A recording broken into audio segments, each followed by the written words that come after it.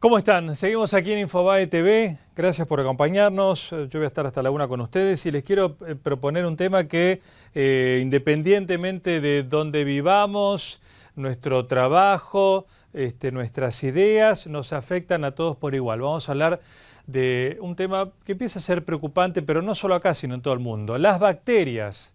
Las bacterias son estos microorganismos que están en todo el mundo, incluso hay en el espacio. Bacterias que sobreviven a las condiciones más difíciles. Sí, hay bacterias incluso en el espacio.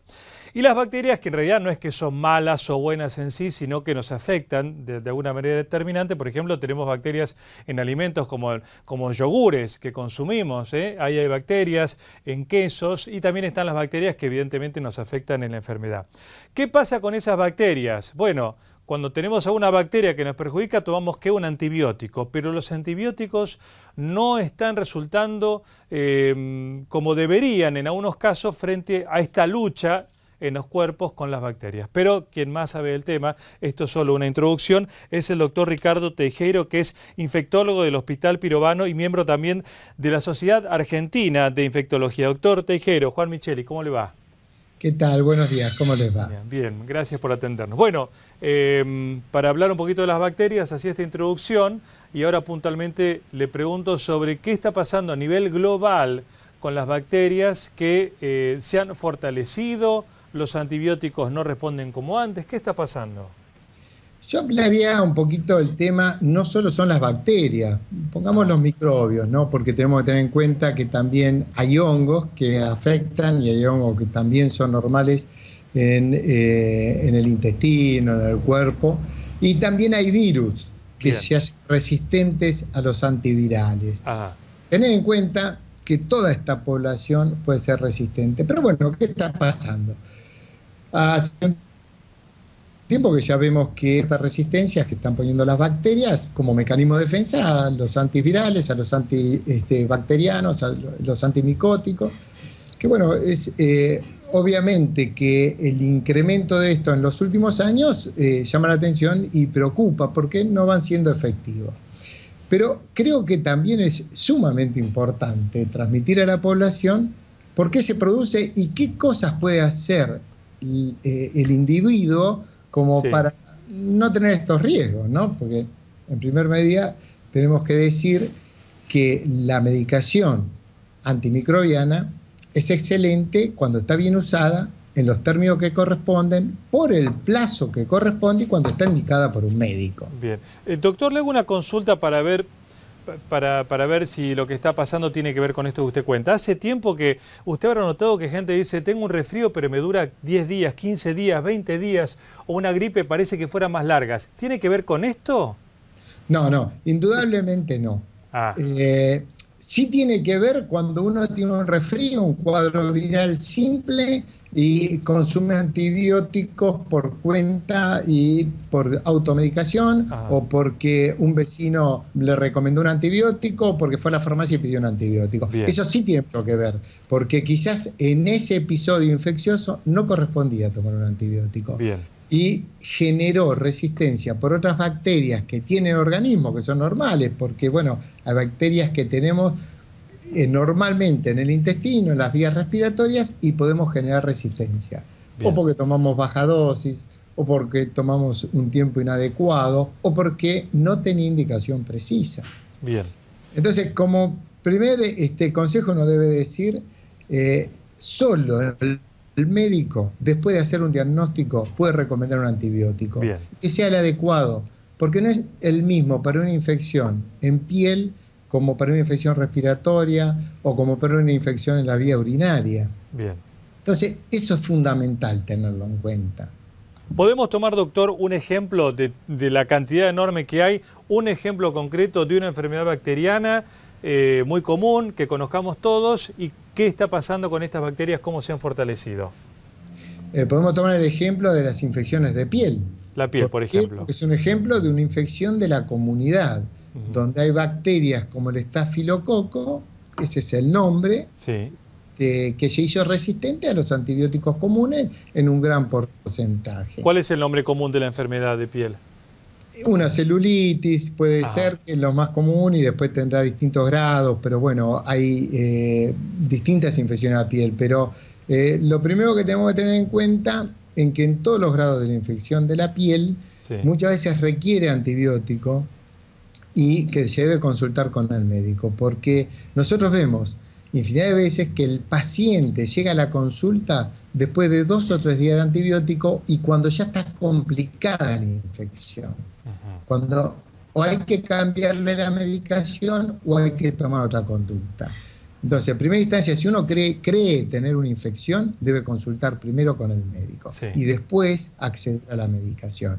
Y de todas maneras, bueno, en todo proceso infeccioso, y como siempre decimos, la higiene es fundamental para erradicar los procesos infecciosos, para no contaminarse, cuando uno tiene una lesión, una herida, siempre la higiene es fundamental. ¿Y cómo las bacterias fueron fortaleciéndose? Bueno, hay distintos mecanismos de resistencia, que pueden ser genéticos, pero hay infinidad de mecanismos de resistencia a bacterias y depende de cada una de las bacterias. Pero lo fundamental es que si uno le ofrece un antibiótico mal indicado o en baja dosis, o que no es el antibiótico ideal, lo que uno le está ofreciendo es la posibilidad de hacerse resistente. Tanto la bacteria con un antibiótico como un virus con un antiviral o Claro. un hongo con un antimicótico. Pero esa resistencia no es una evolución de siglos. ¿Está ocurriendo en 10, 20 años? No, es una evolución que uno ve en siglos, que indudablemente en los últimos años lo vea con un incremento, no quiere decir que la evolución haya hace mucho tiempo.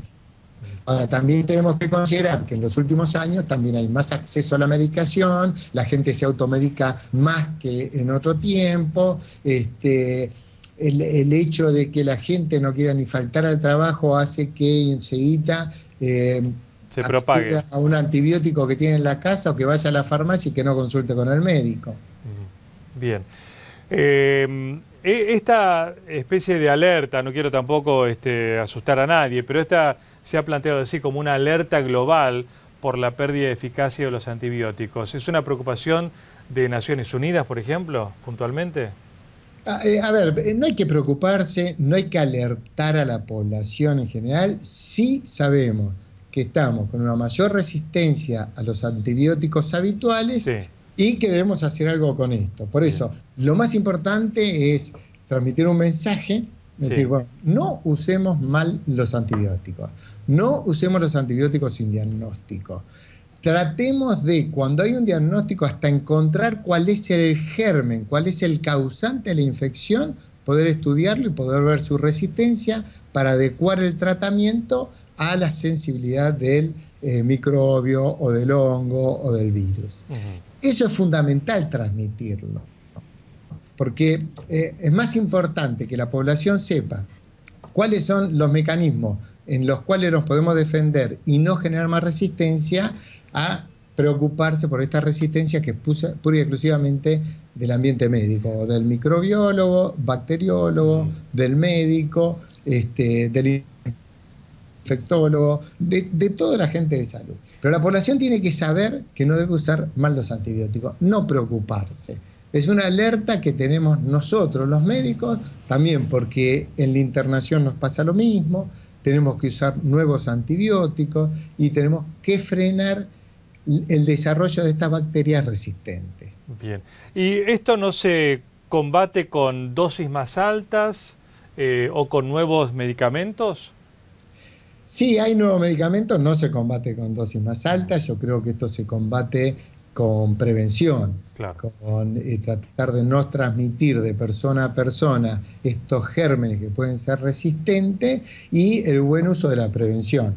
Tanto de las vacunas, que tenemos vacunas que son para prevención de enfermedades como el neumococo, que es uno de los agentes también que ofrecen cierta resistencia y podemos usar este tipo de vacunas. Es preocupante a veces cuando uno escucha mensajes por radio o por televisión en contra de las vacunas, donde yo escuchaba el otro día en una radio que se le ofreció la oportunidad a un médico a hablar en contra de la vacuna y no se le ofreció a ningún médico hablar a favor de las vacunas, y eso es preocupante. porque ese tipo de mensajes a la población creo que la confunde y creo que tenemos que ser muy serios en esto y hay muchos mecanismos para trabajar para que no se produzcan infecciones y eso es un paso antes de la resistencia antibiótica. Si tratamos de frenar la infección y que no se transmita rápidamente en la población, seguramente que no vamos a tener tanta resistencia. Usted dice, por este debate dentro de algunos médicos, de que algunos dicen que mejor generar los propios anticuerpos que darse una vacuna, ¿a eso se refiere? Sí, me refiero a que el otro día hubo un médico hablando en contra de las vacunas, donde obviamente, sin ningún apoyo científico, obviamente, porque en medicina lo único que puede apoyar o es la investigación seria o es el hecho de que tenga evidencia científica, claro, el desarrollo de los cambios epidemiológicos. Y la vacuna lo tienen totalmente demostrado. No cabe ninguna duda. No cabe ninguna duda que las enfermedades se erradicaron gracias a las vacunas. No cabe ninguna duda que nosotros no tenemos sarampión o no tenemos polio desde 1984, porque nosotros usamos bien la vacuna y tenemos una buena cobertura en ese grupo de pacientes. Y neumococo, que la estamos usando ya hace unos años, a partir de los 2 meses de edad, disminuyó francamente la incidencia de enfermedad grave por neumococo y sobre todo en el paciente pediátrico. Y eso es muy importante cuando uno habla de resistencia, la falta de desarrollo de enfermedad por este tipo de gérmenes que pueden hacerse resistentes, que son graves para la comunidad.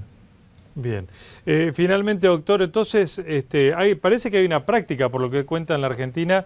Hemos visto varios artículos periodísticos donde se habla de la automedicación, por ejemplo, de ansiolíticos, que en el país aparentemente es enorme, pero usted ahora le agrega la automedicación de antibióticos, que sin receta, ¿cómo es? Sí, pero es habitual. Esto es común que un paciente tiene fiebre y después de un antitérmico habitual vaya y pase a tomar un antibiótico, o que tiene porque tomó otra vez y lo tiene en el botiquín de la casa, o consulta al farmacéutico o va a la búsqueda de un genérico y toma un antibiótico, sin consultar y sin siquiera saber si el antibiótico es adecuado para la infección que tiene. Eso es común. Claro, porque la infección no siempre es la misma. No siempre es la misma. El germen es diferente y el antibiótico es diferente de acuerdo al tipo de infección y también a la característica del paciente. No es lo mismo un paciente que tiene una enfermedad previa, un diabético, un inmunosuprimido porque tiene quimioterapia por alguna enfermedad, a un paciente que está cursando una infección simple y que tiene una edad promedio y que tiene la inmunidad entera. Es totalmente diferente, por eso digo que es imprescindible la consulta médica, aunque sea telefónica. Bien. Y la última, doctor. Una persona que a lo largo de toda su vida siempre recurre al mismo antibiótico, en ese proceso, ¿terminan las bacterias en ese mismo cuerpo haciéndose resistente? Exactamente probable. Ahora, de todas esas veces que recurrió a un antibiótico, si recurrió en un año 20 veces, puedo estar asegurando que solo quizás correspondían 2 veces, el 10% de lo que consumió en su automedicación. Ese es el gran problema. La gran mayoría de las veces no hubiese sido necesario, sobre todo en esta época hablando de procesos infecciosos respiratorios, ¿no? Donde la gran mayoría de veces, y dependiendo de la edad, son procesos virales. Obviamente que hay edades de riesgo donde hacen que la consulta sea inmediata. Mayores de 65 años, menores de 2 años de vida. ¿Hola? Pero el virus no se combate con antibióticos. No, para nada. Por eso la consulta es inmediata. Porque si tiene un proceso viral, lo que hay que hacer es esperar o un antiviral específico para ese proceso. Bien. Entonces la recomendación, doctor, bueno, no usar los antibióticos, porque en definitiva lo que estamos haciendo es quitar la eficacia justamente a los medicamentos. No mal usar los antibióticos. Usarlo solamente cuando tiene una indicación precisa y cuando le indicó un médico teniendo un diagnóstico. Muy amable, doctor. Gracias.